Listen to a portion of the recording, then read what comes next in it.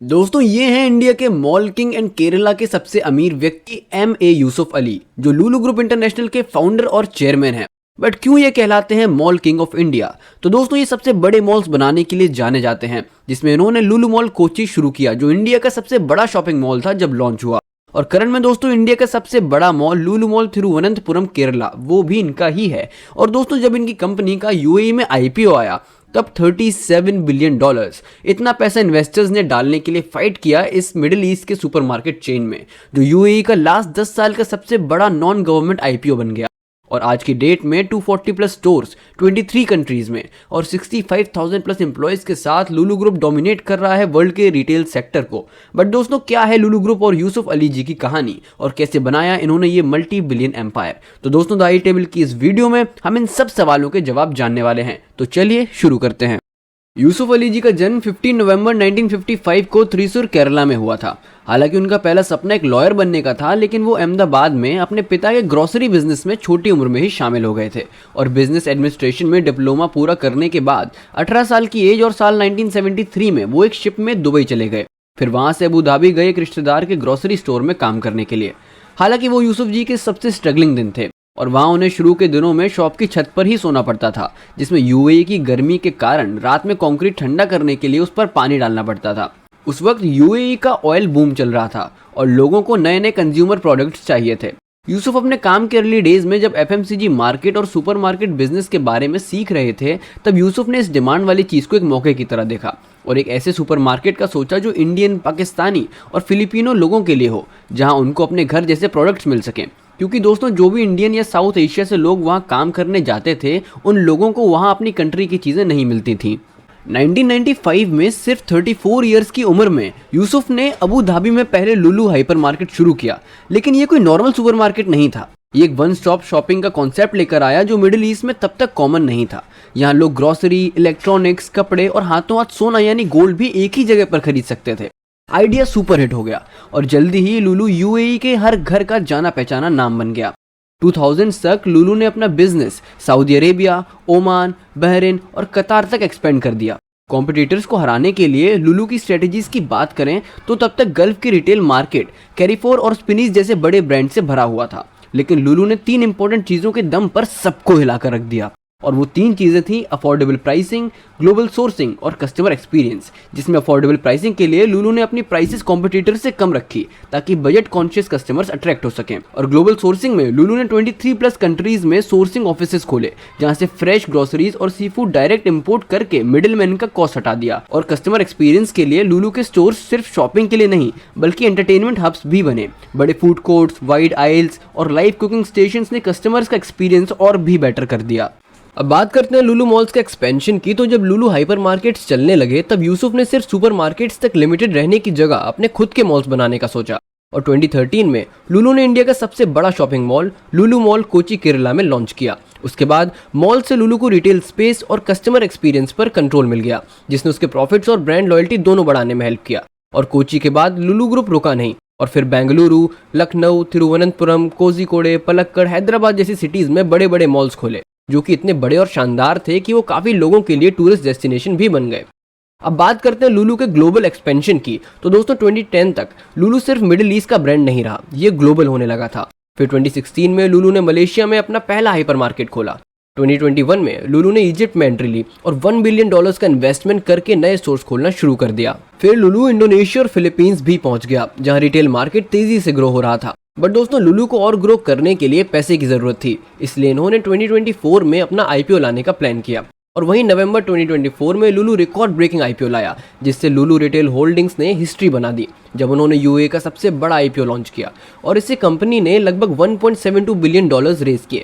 वैसे दोस्तों लुलु के इनिशियल शेयर प्राइस 2.04 दिरहम सेट किया गया था, बट इन्वेस्टर्स और पब्लिक के जबरदस्त इंटरेस्ट के कारण IPO 25 टाइम्स ज़्यादा ओवर सब्सक्राइब्ड हो गया, जिसमें लोकल, रीजनल और इंटरनेशनल इन्वेस्टर्स ने $37 बिलियन तक इन्वेस्ट करने की कोशिश करी। IPO इतना पॉपुलर हो गया कि लुलु को अपना ऑफरिंग साइज 25% से बढ़ाकर 30% करना पड़ा, क्योंकि फॉरेन और रीजनल इन्वेस्टर्स का इंटरेस्ट रिकॉर्ड लेवल पर था। इस लिस्टिंग के साथ लुलु ऑफिशियली 100 कंपनी बन गई, जो अबू धाबी सिक्योरिटीज एक्सचेंज यानी ADX पर ट्रेड करती है। IPO का लॉन्च एक बेल रिंगिंग सेरेमनी के साथ शुरू हुआ जिसमें यूएई के मिनिस्टर ऑफ इन्वेस्टमेंट मोहम्मद बिन हसन अल सुवैदी और लुलु के फाउंडर एमए यूसुफ अली भी शामिल हुए। लुलु रिटेल के सीईओ सैफी रूपावाला ने इस आईपीओ को एक हिस्टोरिक माइलस्टोन बताया और ये भी कहा कि पब्लिक होने के बावजूद लुलु का मेन फोकस कस्टमर सेटिस्फैक्शन और रिटेल एक्सीलेंस ही रहेगा।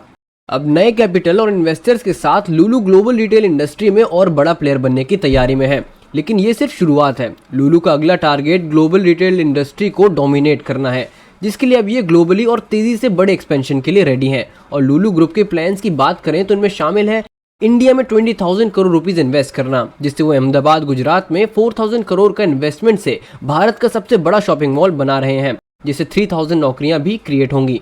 चेन्नई में एक नया हाइपर मार्केट स्टार्ट करने का प्लान है, जो लोकल और दूसरे ब्रांड्स का कॉम्बिनेशन होगा। गुरुग्राम हरियाणा में यहाँ भी एक नया हाइपर मार्केट खोला जाएगा, जो दिल्ली एनसीआर के लोगों को शॉपिंग और अमेजिंग फूड का इंटरेस्टिंग एक्सपीरियंस देगा। कोट्टयम और तिरूर केरला, इन शहरों में नए मॉल स्टार्ट करने का भी प्लान है, जो लोकल इकोनॉमी को बढ़ावा देंगे। नागपुर महाराष्ट्र और विशाखापट्टनम आंध्र प्रदेश, यहाँ नए रिटेल मार्केट स्टार्ट करने की प्लानिंग है, जो लुलु की पकड़ को इंडिया के रिटेल सेक्टर पर और मजबूत करेगा। कलामसरी केरला, यहाँ पर 20 एकड़ में एक फूड प्रोसेसिंग जोन स्टार्ट किया जाएगा, जिसमें एक्सटेंसिव कोल्ड स्टोरेज सुविधाएं होंगी और जो 100% एक्सपोर्ट पर फोकस करेगा। ग्रेटर नोएडा उत्तर प्रदेश और श्रीनगर जम्मू एंड कश्मीर में फूड प्रोसेसिंग सेंटर स्टार्ट करने की योजना है, जो फार्म किए गए प्रोडक्ट्स की प्रोसेसिंग और एक्सपोर्ट में हेल्प करेंगे। लुलु ग्रुप के ये नए कदम भारत में रिटेल और हॉस्पिटैलिटी इंडस्ट्री में बड़े ग्रोथ और जॉब की नई अपॉर्चुनिटीज क्रिएट करने वाले हैं। इसके अलावा दोस्तों, लुलु यूरोप में एंट्री का प्लान कर रहा है, जिसमें स्पेन और इटली में नए स्टोर्स लॉन्च होंगे। यही नहीं, ये ई कॉमर्स ग्रोथ पर भी फोकस कर रहे हैं। लुलु अपना ऑनलाइन शॉपिंग प्लेटफॉर्म एक्सपेंड कर रहा है, जिसमें होम डिलीवरी और डिजिटल पेमेंट्स पर फोकस होगा। लुलु को पता था कि अगर उसको अमेजॉन और नून से कम्पीट करना है तो उसको अपना बिजनेस डिजिटल करना पड़ेगा। और आज शॉपिंग सिर्फ स्टोर में जाके नहीं होती, लोग अपने फ़ोन से ऑर्डर करते हैं, सेम डे डिलीवरी चाहते हैं और अलग अलग तरीके से पेमेंट करना पसंद करते हैं। इसलिए लुलु ने एआई और डेटा एनालिटिक्स का यूज़ करके अपनी सर्विसेज और इम्प्रूव करी हैं, जैसे पॉपुलर आइटम्स हमेशा स्टॉक में रखना ताकि कस्टमर्स को डिसअपॉइंट ना होना पड़े, फ्रेश प्रोड्यूस का सही क्वांटिटी ऑर्डर रखना ताकि वेस्ट रिड्यूस हो, फास्ट रीस्टॉकिंग ताकि शेल्फ कभी खाली ना दिखें, और पेमेंट भी ईजी हो गई है। लुलु डिजिटल वॉलेट, फ़ोन से पेमेंट करो, QR कोड स्कैन एंड पे, कार्ड स्वाइप करने की ज़रूरत नहीं, बाय नाउ पे लेटर, आज लो बाद में इंस्टॉलमेंट्स में पैसे दो।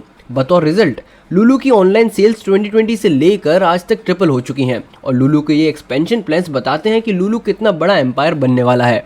दोस्तों, बात करते हैं लुलु के फाउंडर यूसुफ अली जी के सिंप्लिसिटी से लग्जरी तक के सफ़र की।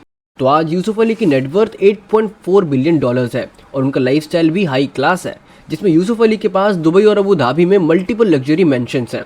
उनका एक एक्सक्लूसिव पेंट हाउस भी है बुर्ज खलीफा में, जो दुनिया की सबसे ऊंची बिल्डिंग है। यूएई गवर्नमेंट ने उन्हें गोल्डन वीज़ा दिया हुआ है, जो सिर्फ वीआईपी लोगों को ही मिलता है। प्राइवेट जेट और Rolls Royce, Bentley, Mercedes, Maybach जैसे हाई एंड कार्स का कलेक्शन है। 2022 में उन्होंने कस्टमाइज रोल्स रॉयस कलिनन खरीदी, जो एक सुपर लग्जरी एसयूवी है। यूएई की रॉयल फैमिलीज, इंडियन पॉलिटिशियंस और टॉप बिजनेसमैन के साथ उनका डायरेक्ट कनेक्शन है, जो कि उनकी लग्जरी लाइफस्टाइल को दिखाता है। बट इसके अलावा दोस्तों, यूसुफ अली जी काफ़ी सारी चैरिटी वर्क्स भी करते हैं, जिसमें कोविड-19 पैंडेमिक के दौरान लुलु ग्रुप ने मिलियंस ऑफ डॉलर्स का मेडिकल एड दिया, इंडिया और यूएई में फ्री फूड और ऑक्सीजन सिलेंडर्स डिस्ट्रीब्यूट कराए। 2018 में जब केरला में सीवियर फ्लड्स आए, तब यूसुफ अली ने 50 करोड़ रुपए यानी $6 मिलियन डोनेट किए और रिहैबिलिटेशन सेंटर्स भी बनवाए। केरला में मल्टीपल स्कूल्स और हॉस्पिटल्स बनवाए, जो पुअर फैमिलीज के लिए फ्री या लो कॉस्ट सर्विसेज देते हैं। डिसेबल्ड और ऑर्फन्स के लिए रिहैबिलिटेशन सेंटर्स भी सेटअप किए, जो कि बताते हैं कि यूसुफ जी सिर्फ पैसों से ही नहीं बल्कि दिल से भी अमीर हैं। तो दोस्तों, ये थी ज़मीन पर सोने वाले लड़के से आज बुर्ज खलीफा के शानदार पेंट हाउस में सोने वाले यूसुफ अली की कहानी, जो आई होप आपको पसंद आई होगी। दोस्तों, इस वीडियो के लिए हमने काफ़ी डीप रिसर्च करी है, इसलिए अगर आप हमारी मेहनत को भी अप्रिशिएट करना चाहते हैं तो इस वीडियो को लाइक, शेयर और हमारे चैनल को सब्सक्राइब करना ना भूलें। मिलते हैं जल्दी ही एक और ऐसी इंटरेस्टिंग वीडियो के साथ। Thank you for watching.